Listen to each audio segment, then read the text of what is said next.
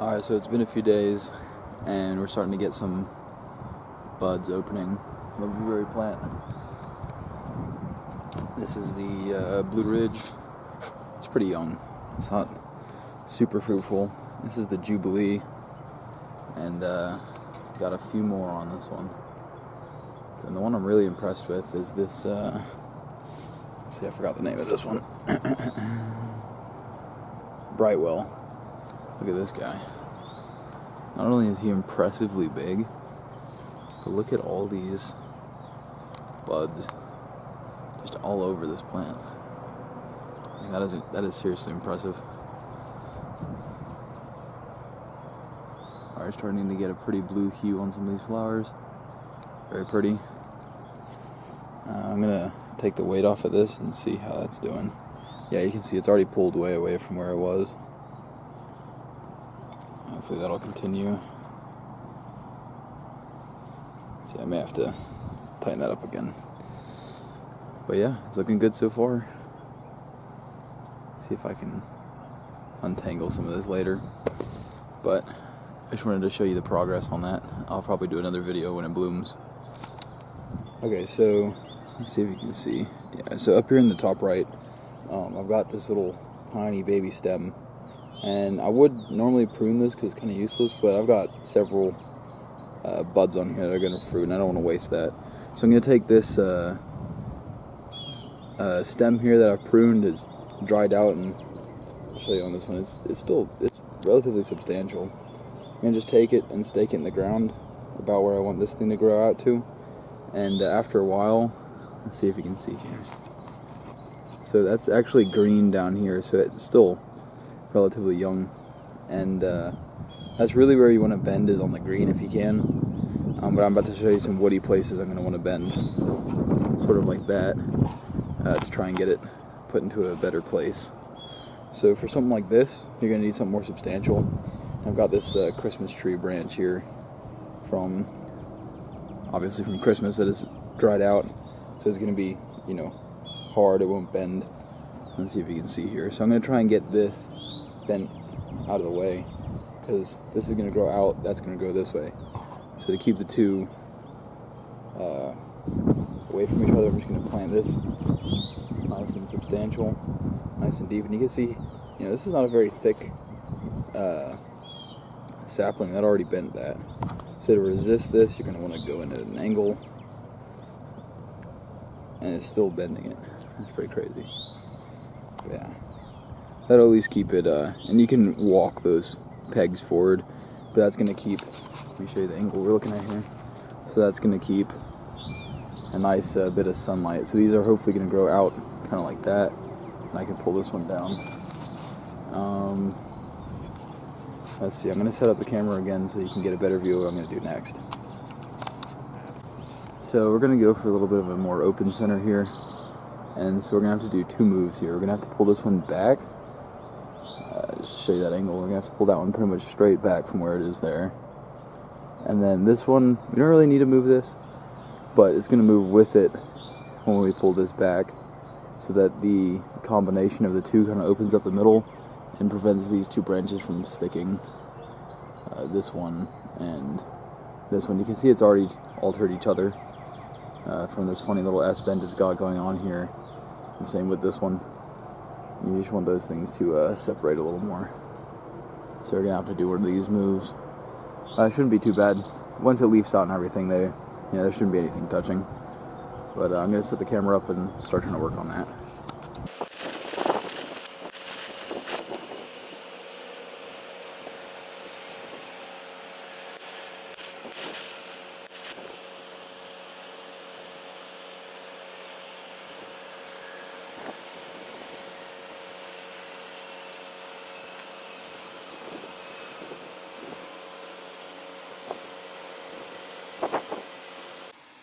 Okay, so this is recorded after the fact.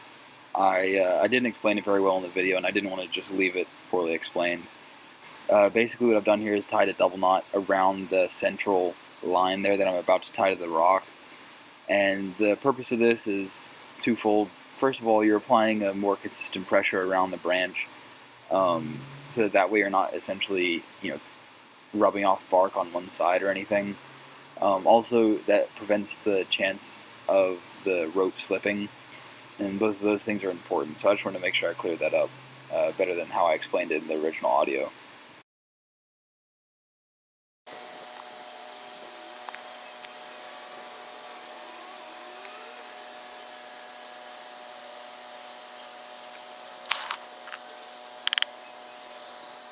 Good reason to knock off any dirt you find on these rocks. Check that out. As far as I know, these aren't the poisonous guys, but don't want to find out the bad way. Yeah, there he goes. Off to run around somewhere else.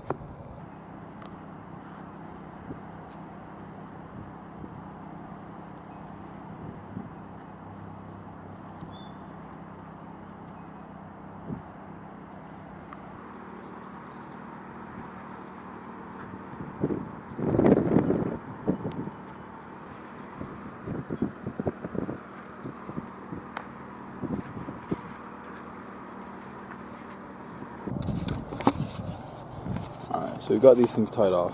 Got this one right here, pulling this one out. In fact, we should probably adjust that angle a little bit to there. So now this one's going to pull, hopefully, more and more this way. So as you can see up there, it's going to pull it away from where this branch is going, which is hopefully going to be straight back like that. So I've got two rocks down there, so it's kind of a little lopsided right now. But this is a good thing to do in the spring, is as you can see, these plants get woody very fast, and so you want to give it basically the whole summer to do that. You see, just with the rocks there, they haven't even really had a chance to make any permanent changes to the actual structure of these things. You can see just with the weight of these rocks on the side, it's created an air gap there, so these aren't touching. And if I loosen these rocks, you can see it goes back to touching. So with the camera focused on that, you can see there's one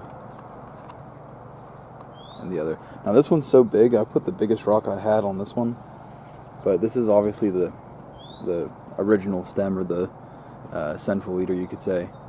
And so even the weight of this rock did not make very much difference there. I'll show you. So there is no pressure on it. There's pressure on it, and you can see most of that is just the actual weight of this thing moving. It's not really this thing pulling away. Anyway, but over time it'll make a difference. And as you can see, it's already opened it up a bit, and hopefully it'll just keep doing more. Now that I've got this moved back to the original position, I just want to show you a quick change I made. So I used to be wanting to pull this one back like this. Now that I look at how this is going, I think it'll fit better if I push it forwards. Probably after this season, I'm going to prune this anyway. It's not a huge deal, but I think opening this area up so it doesn't have this tiny stem, then I'm going to pull this one. So I'm going to train this one to here, something to that effect, so we fill that up a little more efficiently. Because this, even though it's only got these two stems on it now, I don't know if, let's see if I can zoom in so you can see right there. But those are going to be fruit soon, so this has a lot more potential than this. So we're just going to keep them alive for this season, prune them next season, and yeah, I think that'll be effective. So I'm going to get some more rope, tie that off. I think we'll call that good. One more thing I might do is spread these guys out a bit. I think I was talking about doing that earlier. And I'm going to wait to do that until we get that in position. So it's got to go significantly more that way. It's just that I don't want to stress the plant out too much. So we're not going to, I don't want to risk breaking this, because that's a significant source of fruit right there. Anyway, so that's the changes I've made so far. I'll update you as this thing starts flowering.